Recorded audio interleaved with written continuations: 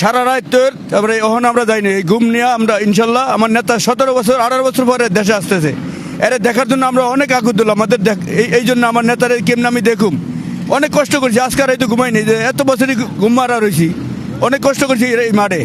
আজকে আমার নেতার জন্য আমি তৈর, পানি লাগে যা লাগে আমাদের পক্ষে থেকে, হানিফ সাহেবের পক্ষে থেকে, কবির সাহেবের পক্ষে থেকে, আমরা এই রাজ্যে বড়া পুরো আন্তজেলার এই টেরাসখালী ইউনিয়নের থেকে আমি বালুঘাট শাখার কার্যকারী কমিটির আমি এলাম সহ সম্পাদক, এবং আমরা যারা যারা আরও নেতৃবৃন্দ আছে তাদের নিয়ে আমরা এই পানি এবং এই বিস্কুট বিলাইতেছি, আর আপনাদের দোয়া কামনা করি।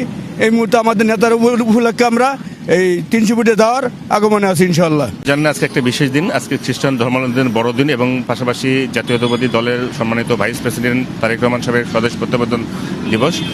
তো যার কারণে আজকে অন্যান্য দিনের মতোই ধারাবাহিকতায় আমাদের দারুসালাম থানা থেকে এখানে চেকপোস্ট কার্যক্রম চলমান আছে এবং সারা ঢাকা শহরই নিরাপত্তা বেষ্টনীতে আবদ্ধ আছে।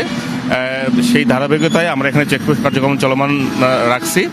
এখানে মোটরসাইকেল, সিএনজি, প্রাইভেট কার সহ অন্যান্য যানবাহনগুলো আমরা চেক করতেছি এবং সন্দেহভাজন কিছু পেলে বা কারো আচরণ সন্দেহভাজন মনে হলে তাদেরকে আইনের আওতায় আনতেছি। আজকে এমনি আপনি পায়ে হেঁটে বা এগুলো লোকজনের সমাগম কেমন বুঝলেন বা কেমন গেছে সকাল থেকে এই বন্ধু আপনি কি দেখছেন?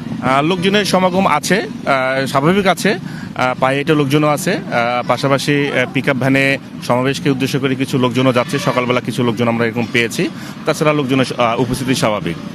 সকাল থেকে অপ্রীতিকর কোনো ঘটনা ঘটছে কিনা আপনি দেখছেন কিনা? এই না, এখন পর্যন্ত আমাদের এখানে কোনো অপ্রীতিকর ঘটনা আসে নাই এবং আমাদের থানার মধ্যেও এখন কোনো অপ্রীতিকর ঘটনা এখন পর্যন্ত আসে নাই। আইন শৃঙ্খলা আপাতত স্বাভাবিক আছে, এখন পর্যন্ত স্বাভাবিক আছে।